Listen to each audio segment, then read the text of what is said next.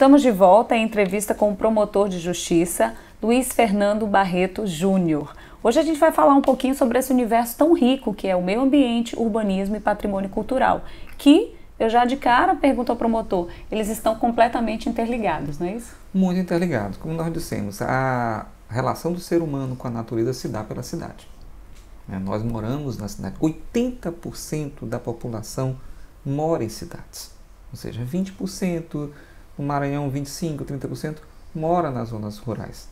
Mesmo quando eles moram fora das capitais, a ocupação ainda é muito significativa na cidade. E é na cidade que são geradas a maior parte das desconformidades ambientais. É lá que é gerado o lixo, é lá que é gerado o esgoto, é lá que é gerada a demanda por água, o barulho também é gerado por lá. E aí vem a poluição do ar, ou seja, as atividades, os resíduos gerados estão todos na cidade. Então não tem essa relação ambiente num momento, cidade em outro. A cidade não está fora da natureza, é uma visão egocêntrica que nós temos hoje em dia. Porque antigamente você dizia o quê? Proteger a natureza, ela longe do ser humano cá. Não é verdade. Lógico que nós precisamos ter as chamadas áreas protegidas, como são os parques. Os parques não devem ter pessoas. Mas o mundo não é feito só de parques. A natureza tem que estar protegida dentro e fora dos parques. A proteção, lógico, é diferente entre você tratar um local que é um parque do que não é. Um parque tem muito mais restrições do que uma cidade, do que uma área urbana.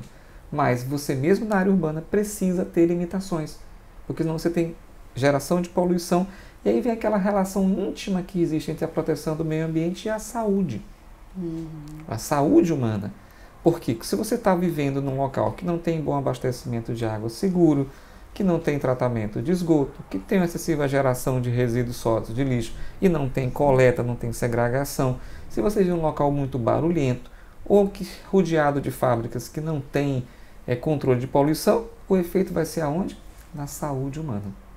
Ou seja, a poluição está diretamente relacionada à saúde. É um dos efeitos dela, um dos efeitos ruins da poluição, um dos efeitos adversos é o comprometimento da saúde das pessoas. A saúde que está ligada à vida, que é um dos direitos fundamentais que o Ministério Público defende. Né? Então essa que é a relação para ser entendida. Promotor, em relação à questão dos resíduos sólidos, que é uma questão pungente na nossa capital, como é que a promotoria tem, primeiro, recebido as denúncias e atuado dentro desse tema? Eu digo sempre, Fabíola, que não há uma cidade no Brasil em que o promotor de meio ambiente não tenha trabalhado com resíduos sólidos. É impossível ele não ter trabalhado. Por quê? Porque seja para fechar um lixão, seja para alguém que acumulou baterias de carro e esqueceu na garagem da concessionária que fechou, seja para aquele que estava cheio de remédio, aquela farmácia que fechou cheia de remédios e os remédios estavam vencidos e ela jogou dentro de um saco no lixo, também ela vai causar poluição. Seja as embalagens de agrotóxico, seja os pneus, seja ferro, seja uma quantidade de vidro, ou seja todo e qualquer tipo de resíduo, esse é um tema permanente. E que a sociedade precisa compreender o seu papel. Por quê? Porque a cidade não pode viver apenas na lógica de um contrato de limpeza pública, que são caros, eles são extremamente caros, né? E às vezes são encarecidos também. E o que acontece? A população não pode ficar à mercê de eternamente ter apenas o recolhimento, apenas a limpeza pública. Ela precisa ter o gerenciamento do resíduo. É preciso separar limpeza pública de gerenciar resíduos. Gerenciar resíduos é você identificar berço a berço. Ou seja, o que é resíduo? Aquilo que no último momento perdeu a utilidade. O que ele tem que fazer? O ideal é que ele volte na cadeia produtiva. É a chamada logística reversa. Mas a logística reversa começa com o cidadão. Começa com aquele cidadão consciente que ele procura identificar os resíduos que ele tem em casa e saber quais ele deve devolver. E aonde? E para quem?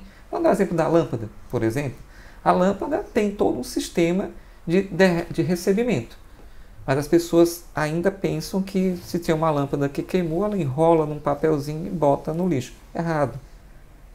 Se o cidadão não tiver a consciência de que ele tem que pegar aquela lâmpada que queimou, passar na loja onde ele comprou outra lâmpada, ou em qualquer loja que vende lâmpadas, e deixar no container que está na frente, não adianta o sistema funcionar. Eu estou falando de um sistema que existe, que funciona bem, que é nacional.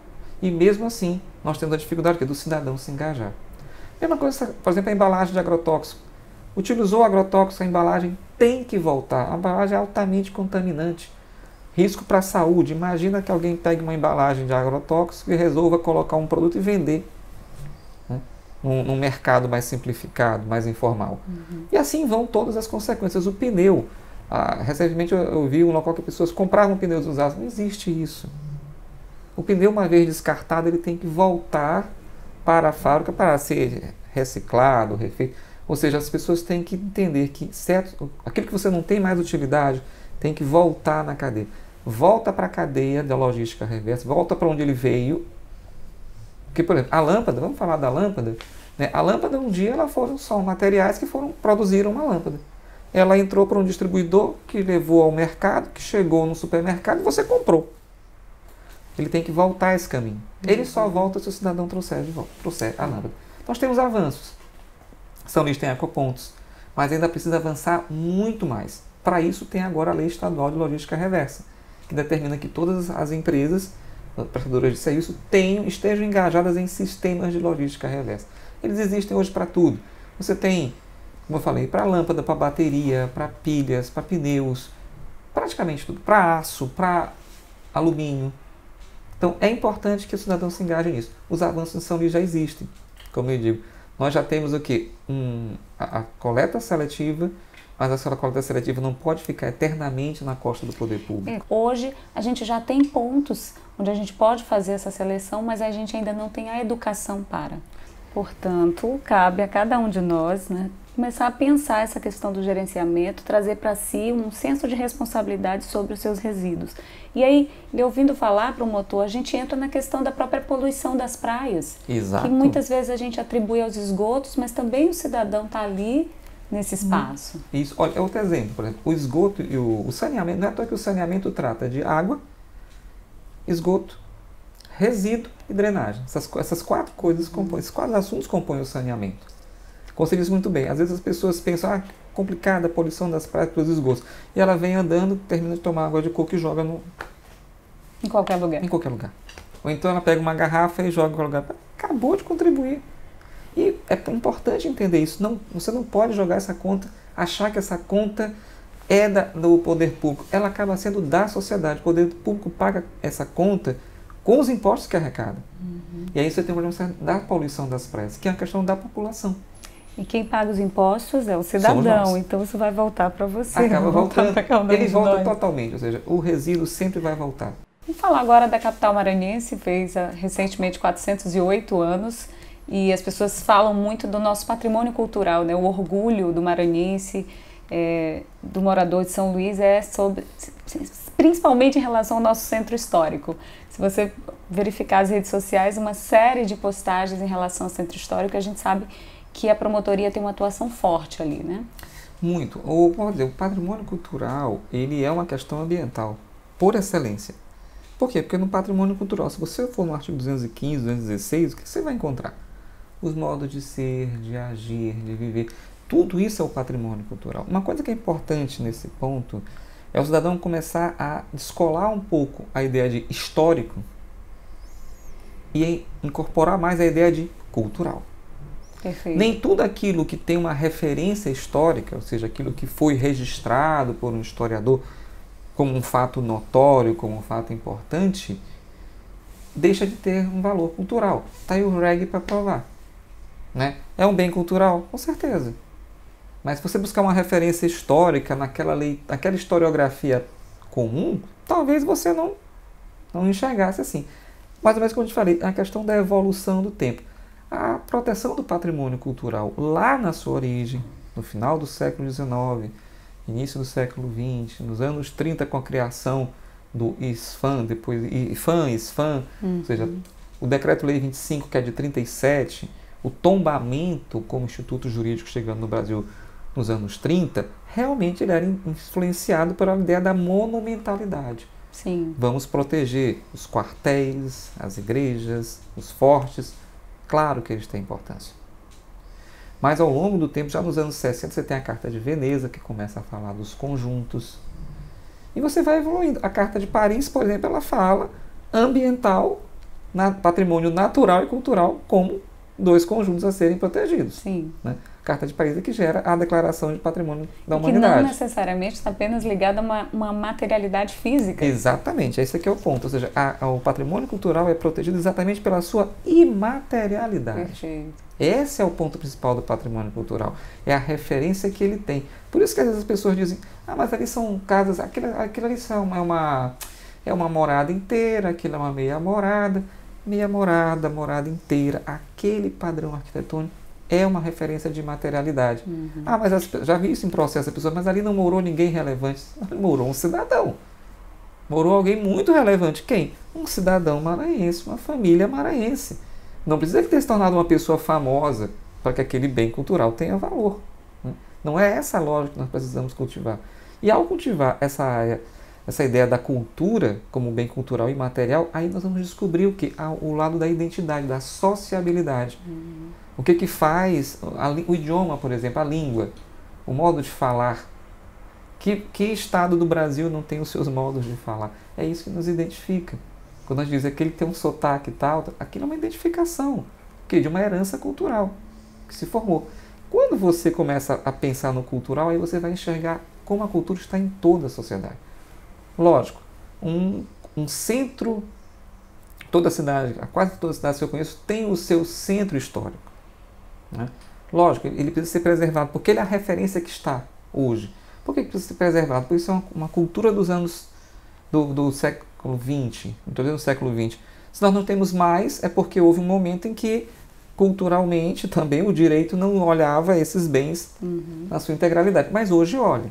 Esse hoje já tem mais de 50 anos.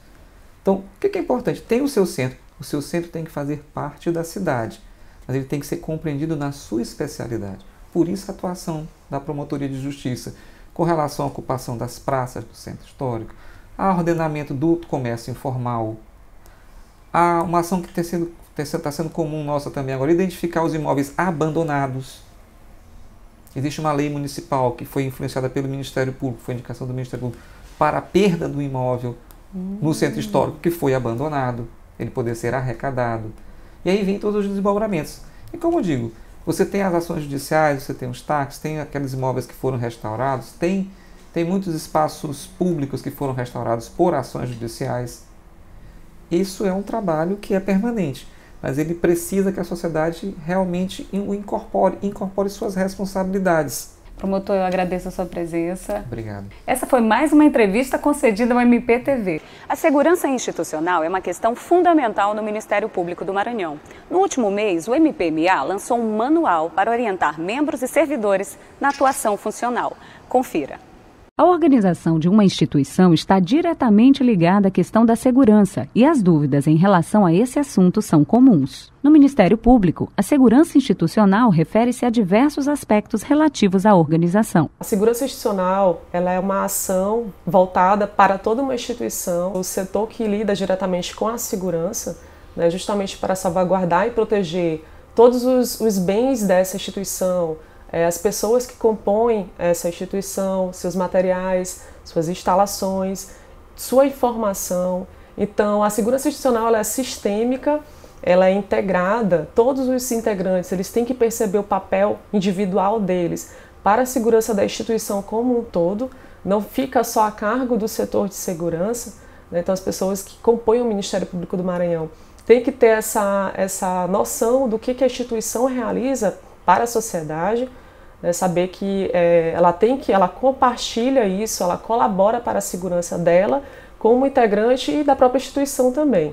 E pensando nisso, o Conselho Nacional do Ministério Público, através da Resolução 56/2016, ele instituiu a Política Nacional de Segurança Institucional no âmbito do Ministério Público, justamente de uma forma de tentar criar uma cultura de segurança institucional, ou seja, as pessoas elas terem em mente que elas fazem parte da própria segurança da instituição. Desde 2018, o Conselho Nacional do Ministério Público definiu o mês de agosto como mês para campanhas e ações relativas à segurança institucional. A Coordenadoria de Assuntos Estratégicos e Inteligência, em parceria com a Assessoria de Comunicação do Ministério Público do Estado, desenvolveu um manual para orientar membros e servidores. O Ministério Público do Maranhão, a gente realizou um webinário de segurança institucional que ocorreu no final do mês de agosto, com a palestra Segurança Institucional para quê? Para dar uma visão geral do que se trata a segurança institucional.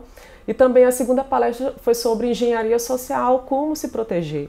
Então, assim, a engenharia social é algo que, ainda mais agora nesse período de pandemia, que teve que utilizar muitos meios de aplicativos, internet. Então, as pessoas elas foram vítimas de vários golpes, inclusive de captação de informação de dados dessas pessoas. Então, assim, é um tema que foi bem oportuno a gente ter colocado nesse período.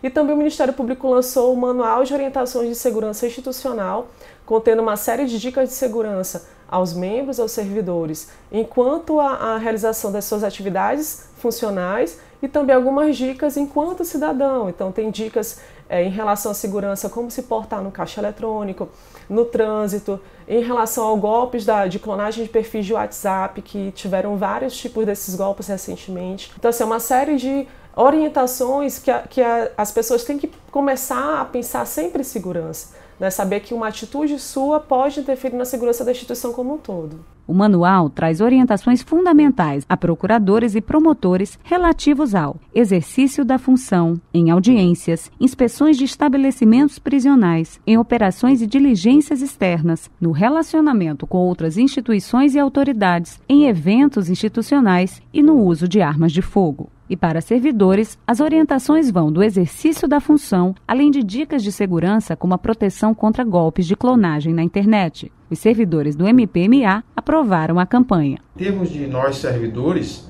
eu acredito que ela impacta profundamente no nosso trabalho, na garantia de execução dos nossos serviços. Como se fala em segurança, ela também é um termo bem amplo, né? A própria Constituição já garante. Especificamente para o nosso setor cerimonial, ele é muito importante porque ele traz um norte, inclusive para essa relação entre o Ministério Público e as outras entidades, inclusive na segurança de solenidades externas. Então ele vem trazendo todo esse apanhado com muitas informações que vai engrandecer muito a segurança tanto de membros e servidores do Ministério Público do Maranhão. Cuidados que podem ser adotados por todos. O MPTV fica por aqui. Até o próximo programa.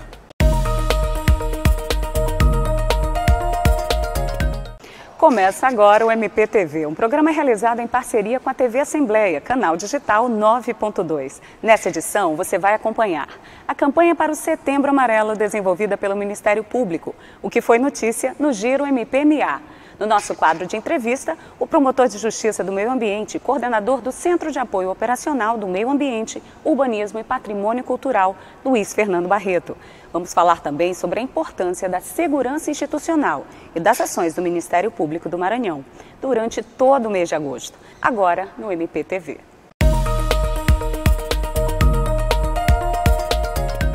Desde 2014, a Associação Brasileira de Psiquiatria, ABP, em parceria com o Conselho Federal de Medicina, organizam nacionalmente o Setembro Amarelo. São registrados no Brasil cerca de 12 mil suicídios todos os anos e mais de 1 milhão no mundo. 93% dos casos estão relacionados a transtornos mentais, como depressão, transtorno bipolar e abuso de substâncias. A campanha do Setembro Amarelo, desenvolvida pelo Ministério Público, pretende auxiliar na prevenção do suicídio e da automutilação. Confira a reportagem. Em decorrência da pandemia do novo coronavírus, a atenção à saúde mental é redobrada. Um relatório publicado pelas Nações Unidas em maio deste ano alerta que o isolamento social, o medo do contágio, pode desencadear uma série de problemas relativos à saúde mental. O Ministério Público do Maranhão deu início à campanha Rede do Bem, com uma série de ações no Setembro Amarelo. Nós estamos na abertura do Setembro Amarelo, da campanha Rede do Bem, do Fórum Estadual de Prevenção da Automutilação e do Suicídio. Iniciamos nossa campanha com plantios de mudas de ipês para mostrar para a população a importância do contato com a natureza, de atividades físicas ao ar livre para a prevenção de doenças psíquicas, doenças emocionais. As ações elas partem exatamente de um processo de trabalho de prevenção. Entramos agora no Setembro Amarelo, mês de campanha ao combate ao suicídio, e durante esse mês estaremos fazendo várias campanhas, vários projetos, exatamente para trazer informação. Não tem tem como a gente cuidar, como a gente resolver algo que a gente não conhece. Então, o grande propósito é exatamente esse: passar a informação para a população, acolher as demandas, né, e acolher a necessidade. A gente sabe que esse ano foi um ano bastante complicado, onde a pandemia também trouxe muitos impactos, né, para a saúde mental. Membros do Ministério Público do Maranhão e parceiros da Rede do Bem realizaram o plantio de mudas de ipê no Parque do Bom Menino, no centro da capital maranhense. Como parte da programação do Setembro Amarelo, o MPMA disponibilizou também orientações em vídeo sobre a importância do apoio e do autocuidado para a saúde mental. É importante observar alguns comportamentos, como isolamento, um sentimento de tristeza elevado, um sentimento de culpa elevado, dificuldade de interação. Esses comportamentos podem estar sinalizando que a pessoa pode estar passando por algum tipo de sofrimento. Eu não posso afirmar que necessariamente esses sentimentos de culpa, tristeza e solidão vão levar ao ato de suicídio, mas são importantes indicadores para que a pessoa seja acolhida no seu sofrimento, porque o sofrimento exacerbado, o sofrimento intensificado, sim, é um fator que direciona aí para uma conduta, um ato de suicídio. O cidadão que necessita de ajuda pode ainda contactar o Centro de Valorização da Vida pelo telefone 188. Confira agora o que foi notícia no Giro MPMA. O GAECO realizou a Operação Quarto Feliz para o cumprimento de mandados de busca e apreensão nas cidades de São Luís, Governador Nunes Freire, Santa Helena, Turilândia e Zedoca. A operação ocorreu após a apuração de possíveis práticas de crimes de corrupção, organização criminosa, desvio de dinheiro público no município de Governador Nunes Freire, entre 2013 e 2016, na gestão do ex-prefeito Marcel Everton Dantas da Silva, conhecido como Marcel Curió. Os possíveis danos ao erário ultrapassam 30 milhões de reais. E mais um desdobramento da Operação Arpócrates nas praias do Olho d'Água, do Meio e Araçagi. 10 pessoas foram presas, 9 por prática de poluição sonora automotiva e 1 por desacato a um agente policial. Todos os envolvidos vão responder processo pela prática de crime ambiental. O Ministério Público Eleitoral do Maranhão emitiu recomendações aos municípios de Paraibano, São José dos Patos, Sucupira do Riachão, Bacuri, Apicum-Açu e Serrano do Maranhão para orientar partidos políticos, coligações, pré-candidatos, candidatos, prefeituras, câmaras de vereadores e responsáveis de zonas eleitorais sobre o cumprimento integral da legislação eleitoral. Em entrevista, o promotor de Justiça do Meio Ambiente, Luiz Fernando Barreto, conversou sobre temas importantes para o cidadão maranhense. Conheça agora um pouco mais sobre como atua a Promotoria do Meio Ambiente e como você, cidadão, pode fazer a sua parte. O MPTV recebe o promotor Luiz Fernando Barreto, promotor do Meio Ambiente e coordenador do CAOP de Meio Ambiente. Seja bem-vindo, promotor. Boa tarde, obrigado. Antes da gente tentar explicar nessa série de entrevistas a atuação dos CAOPs, a gente precisa explicar a questão da estrutura do Ministério Público. Muitas pessoas ainda não conhecem quais são as atribuições, funções, como é que o Ministério Público se organiza. Você podia explicar um pouco para a gente? Sim. É primeiro importante entender que a atuação do Ministério Público na defesa do meio ambiente ela é voltada para as questões que afetam a todos indistintamente. Então, todas as matérias que o Ministério Público atua na questão ambiental, e elas são múltiplas, elas vão desde a proteção à fauna, até a questão da poluição do ar, até a gestão dos resíduos sólidos, o saneamento, a proteção das florestas, elas têm sempre o enfoque de tratar dos assuntos coletivos, dos assuntos de todos, e não os assuntos que podem ser resolvidos individualmente, ou seja, aqueles conflitos muitas vezes de vizinhança, em que, na verdade, o que existe é um conflito entre propriedades, eles não são do Ministério Público. O que interessa ao Ministério Público é aquilo que afeta a todos indistintamente. Então, com essa visão, é importante entender como o cidadão deve procurar o Ministério Público naquilo que ele entende que é uma questão do meio ambiente. Primeiro é importante entender que na estrutura do Ministério Público nós temos as promotorias de justiça, ou seja, toda cidade tem um promotor de justiça. E ele pode não ser um promotor somente de meio ambiente, como São Luís tem, mas ele sempre será um promotor de justiça que poderá tratar de meio ambiente. Numa cidade com 3, 4 promotores, por exemplo, um deles trata só de meio ambiente. Outros tratam de outras matérias. Então é importante entender que conforme o local do dano, Ou seja, onde o problema acontece, o cidadão tem que procurar primeiro o promotor da localidade. Então, se você quer denunciar um desmatamento que aconteceu em Caxias, é o promotor de Caxias.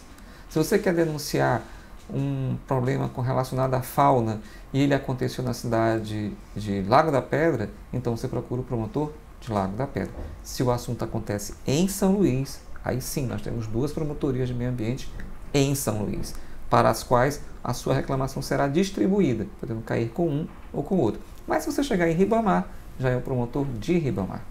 Esses promotores são os chamados órgãos de execução.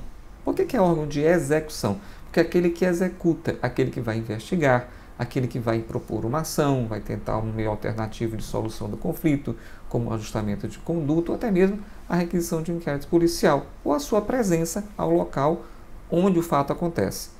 Essa é a primeira estrutura. Acima dessa estrutura está a Procuradoria-Geral de Justiça. A Procuradoria, ou seja, aqueles assuntos que dizem respeito à constitucionalidade de uma lei em relação à Constituição do Estado, já serão do Procurador-Geral. E no meio dessa estrutura existe o quê? Existem os centros de apoio operacional. O nome já diz, apoio operacional. Apoio para quê? Para o desenvolvimento das atividades. Então, o centro de apoio operacional, ele não é um local que deve receber reclamações da sociedade. Ele é um local que atende aos membros do Ministério Público, aos órgãos de execução, os promotores de justiça e os procuradores de justiça, porque os recursos dessas ações que os promotores movem são tratados quando chegam ao tribunal, seja como apelação, como agravo de instrumento no processo civil, seja uma apelação criminal, um recurso em sentido estrito, já são tratados pelos procuradores de justiça.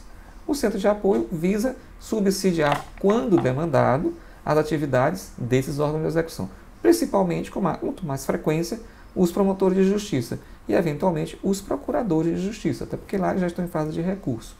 Pois bem, essa é a estrutura que funciona. Então, o que é um centro de apoio operacional? Você pode apresentar alguns deles para a gente? É importante entender, atualmente, como é que um centro de apoio ele vai subsidiar quando demandado. É importante entender isso.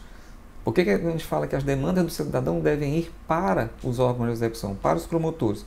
Porque o centro de apoio não tem nenhuma ascensão sobre os promotores de justiça. Ele não é um órgão acima dos promotores de justiça. Ele não é um órgão superior aos promotores de justiça. Não, ele é um órgão de, como diz, auxiliar e de atendimento interno. Como é que ele funciona? Por exemplo, a questão dos resíduos sólidos. Busca integrar os promotores, compartilhar informações, fornecer subsídios para que todos possam atuar harmonicamente, respeitar a independência funcional de cada um sobre aquele tema.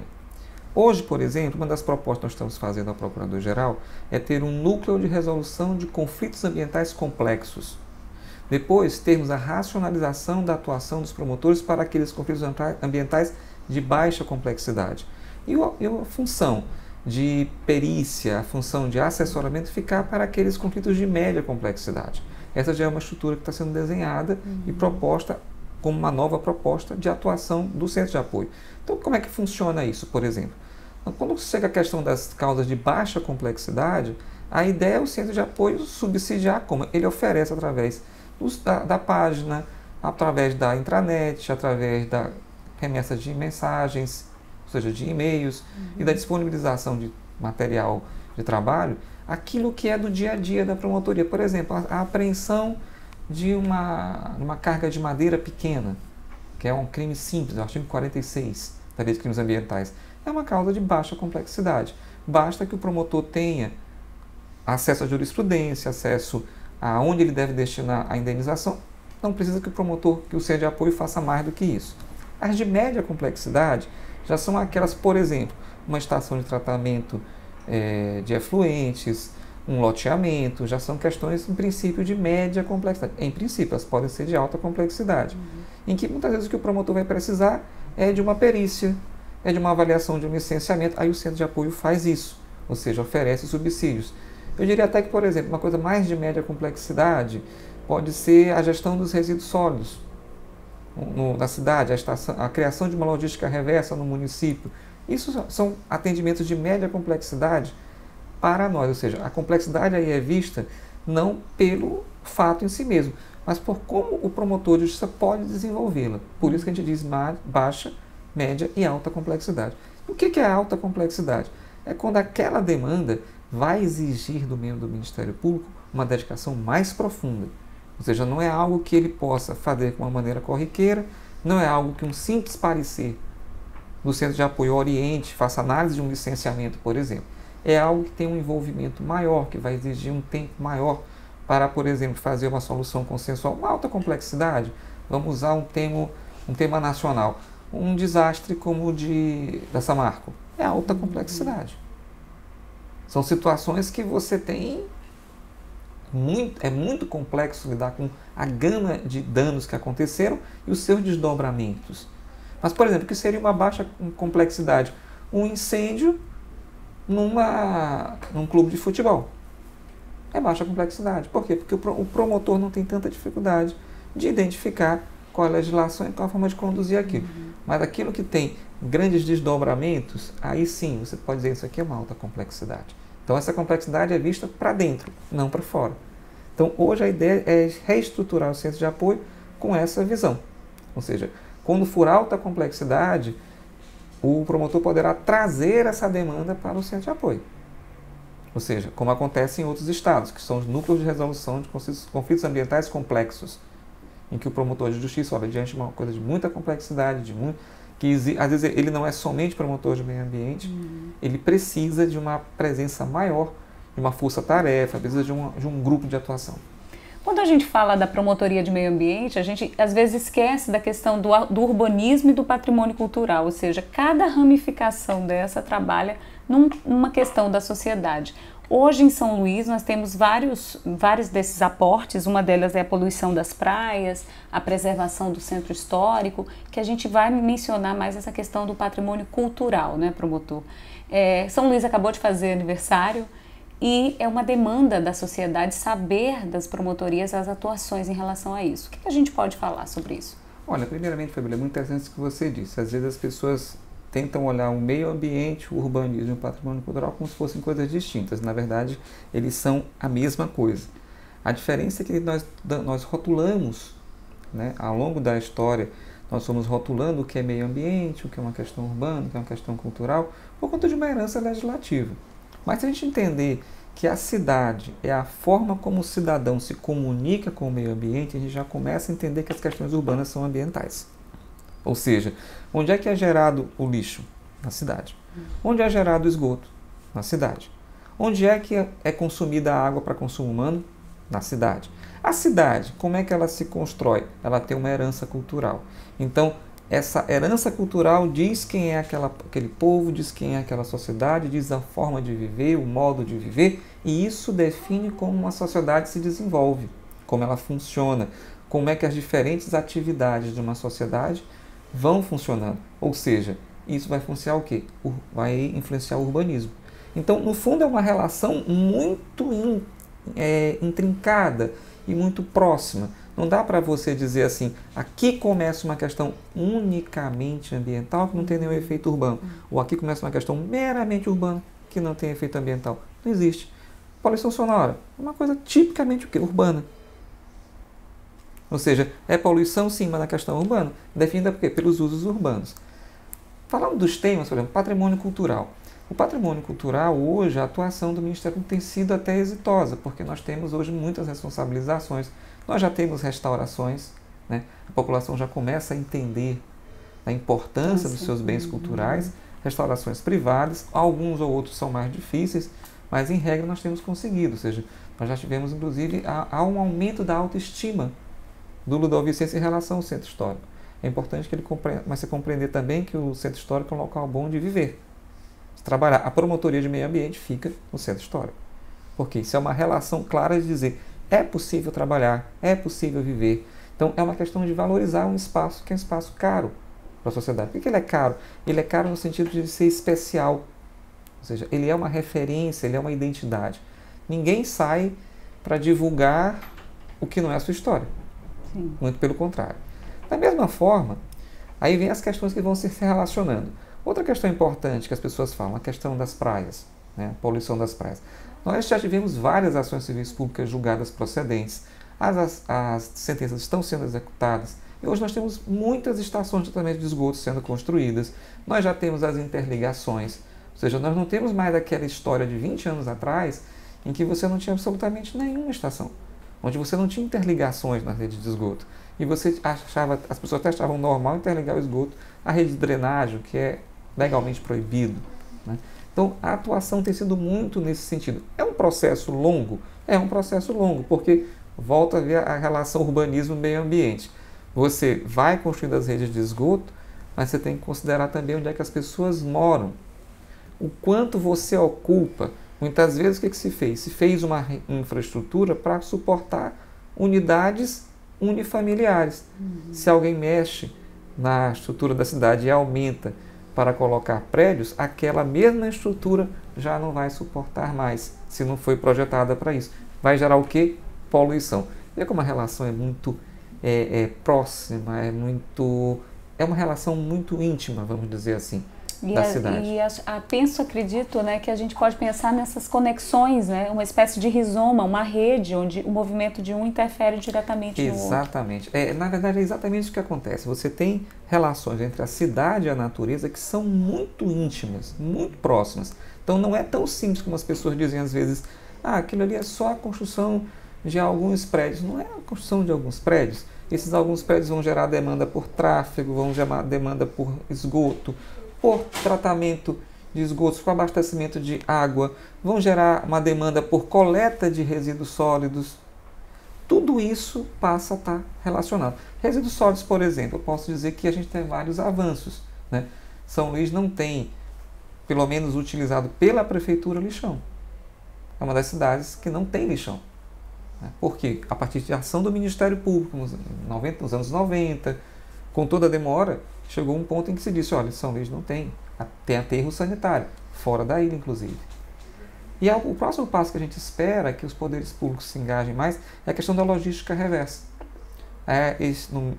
Foi recentemente sancionada a lei estadual que disciplina a logística reversa no estado do Maranhão.